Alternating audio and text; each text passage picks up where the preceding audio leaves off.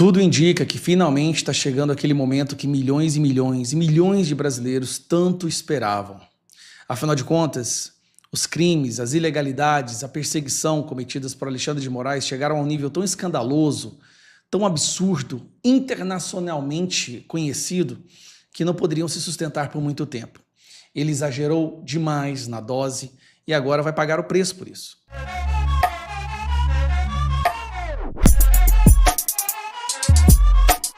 Opa, eu sei que você não aguenta mais ouvir, eu pedi para você fazer o triplo C, curtir, comentar e compartilhar, mas eu peço porque 4 entre cada 10 pessoas sequer estão inscritas no canal e a maioria não ativa as notificações e nem curte o vídeo e isso prejudica o nosso algoritmo. Então ajuda a gente aí. Obrigadão. Por que eu estou dizendo isso? Nós estamos vendo o que está acontecendo nos Estados Unidos, né? Vai vir aí suspensão de visto, não o que é o mínimo, mas vai ter a lei Magnitsky e também tem o caso do Felipe Martins. E as conclusões que a gente está tendo é a seguinte: o Alexandre de Moraes pode até não recuar e continuar querendo avançar, mas vai ficar cada vez mais difícil encontrar capangas, jagunços dispostos a acatar ordens ilegais, porque essas pessoas sabem que sofrerão consequências. Vamos analisar primeiro isso aqui, ó. Justiça dos Estados Unidos marca audiência de Felipe Martins sobre suposta fraude. Como vocês já sabem, se não sabem eu vou explicar resumidamente. Foi forjado um documento dentro de uma instituição, do Instituto do Estado dos Estados Unidos, tá? Para forjar um documento dizendo que o Felipe Martins tinha entrado em território americano e alguns meses depois esse documento foi apagado do sistema. Ou seja, alguém, por ordem daqui, de alguma autoridade daqui, fabricou, forjou um documento oficial dos Estados Unidos. Isso é um crime internacional. E essa audiência servirá justamente para analisar a necessidade de seguir adiante com a investigação, descobrir quem foi o responsável por essa fraude e quem foi que mandou o responsável fazer isso, o que criaria uma linha de cadeia de comando que chegaria até Alexandre de Moraes. Mas as pessoas envolvidas nessa cadeia de comando também sofreriam graves consequências. E aí, vamos para a próxima parte que eu quero mostrar para vocês. Polícia indicia ex-assessor de Moraes em investigação sobre diálogos do ministro. Todos se lembram do escândalo. Que engraçado, né? Rapidamente a imprensa esqueceu. Mas o escândalo quando as conversas dos celulares de Eduardo Tagliaferro foram vazadas, que mostravam que havia uma espécie de organização de fabricação de inquéritos e relatórios para perseguir e censurar pessoas da direita. Caso você não se lembre, aqui tem um rápido diagrama para te lembrar.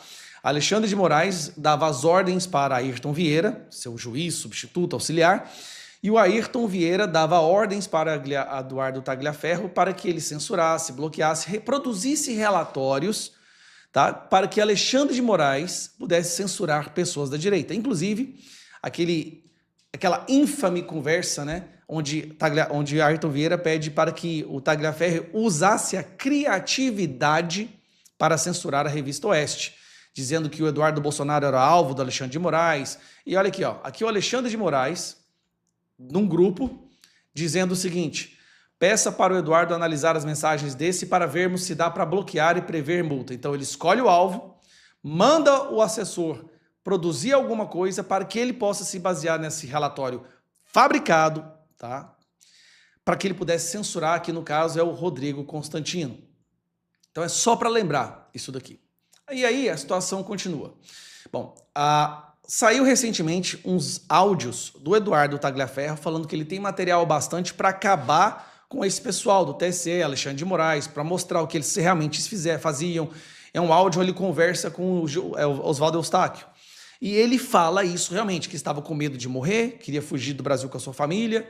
Aparentemente não fugiu, ele continua em São Paulo, mas é verdade que ele falou isso é inquestionável, assim como ele falou que ele fazia coisas ali que ele sabia que eram erradas e que ele tem provas o bastante para acabar com esse pessoal.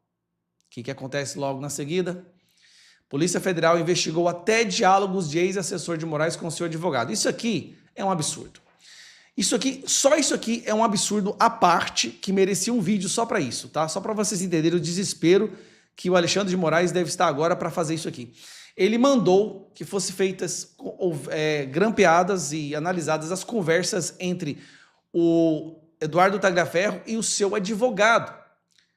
Isso é simplesmente um absurdo. Cadê a OAB para poder interferir e defender os advogados, que agora advogados poderão ter suas conversas grampeadas com seus clientes. Isso vai frontalmente contra os direitos dos advogados e como se deve conduzir uma relação com os advogados da investigação. Mas no Brasil isso não existe, né? A Polícia Federal investigou com autorização de Alexandre de Moraes diálogos entre o ex-assessor do ministro, Eduardo Tagliaferro, e o advogado que o representa na investigação sobre vazamento de mensagens e uma série de reportagens da Folha. Peraí, se ele vazou mensagens, então essas mensagens eram verdadeiras. Se essas mensagens eram verdadeiras, mostra um crime cometido pela investigação, pelo Alexandre de Moraes. Por que isso não está sendo investigado? A PF incluiu conversas e áudios no inquérito. Ao indiciar Tagliaferro, a polícia apresentou ao STF o conteúdo das conversas de WhatsApp entre os dois, incluindo trocas de áudios e imagens, mesmo afirmando que o material não trouxe nenhuma prova relevante para a investigação. Bom, vamos para o próximo aqui. O que está acontecendo? A situação está ficando tão absurda. Essas pessoas sabem que agora vão ter vistos suspensos, vão responder internacionalmente, num tribunal internacional americano, lei magnífica, onde não poderão ter cartão de crédito, serão excluídos do mundo financeiro, do mundo bancário. E o que aconteceu? Eles sentiram o resultado. Juízes deixam o gabinete de Moraes, incluindo o envolvido em vazamento. Quem que é esse envolvido em vazamento? Está aqui, ó. Ayrton Vieira. Aquele que servia de interlocutor entre Moraes e o produtor dos relatórios forjados para censurar a direita. Então vamos lá. Entre janeiro e março deste ano, 2 juízes auxiliares e um juiz instrutor deixaram o gabinete do Alexandre de Moraes no Supremo Tribunal Federal para retornar às suas atividades no Tribunal de Justiça do Estado de São Paulo. Em janeiro e março deste ano, 2 juízes...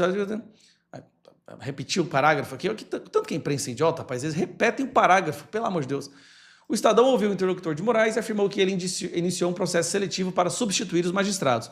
Procurado, o ministro não se manifestou sobre o motivo das trocas desse gabinete. Lembrando, o Ayrton Vieira era o principal aliado de Moraes no exercício de juiz e instrutor em processos criminais para censurar, perseguir, forjar relatórios e cometer várias outras ilegalidades no processo de investigação, né?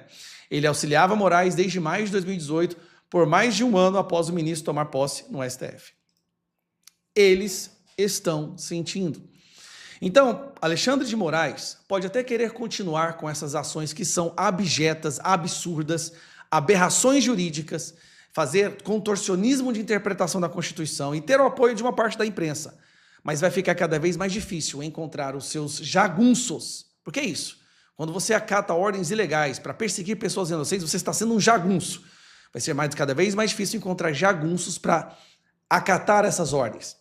Delegados da Polícia Federal, agentes da Polícia Federal, juízes substitutos, juízes auxiliares, essas pessoas pagarão um preço pelos que elas estão fazendo. E nós sabíamos que isso iria acontecer mais cedo ou mais tarde, porque a gravidade dos atos e dessas ações não passaria batido por muito tempo. O castelo está começando a ruir, o barco está começando a afundar, e agora os ratos mais fracos são os primeiros a pular fora. Alexandre de Moraes pode até ter uma certa blindagem, mas juízes auxiliares, substitutos, delegados da Polícia Federal e agentes que a estase, né, do Alexandre de Moraes, aquele destacamento que ele sequestrou e transformou numa espécie de quides pretos jurídicos, né? Estas pessoas vão pagar pelo que elas estão fazendo. E elas merecem, sim, pagar por isso. A gente precisa ver a justiça ser feita com toda essa maldade que essas pessoas têm feito. A Ayrton Vieira, inclusive, foi relator de vários desses processos, dessas denúncias e desses votos que condenaram centenas de pessoas inocentes a 14, 15, 16 anos de prisão por vandalismo, por depredação de patrimônio público, por estarem no lugar errado no domingo. A justiça será feita e essas pessoas vão pagar por isso.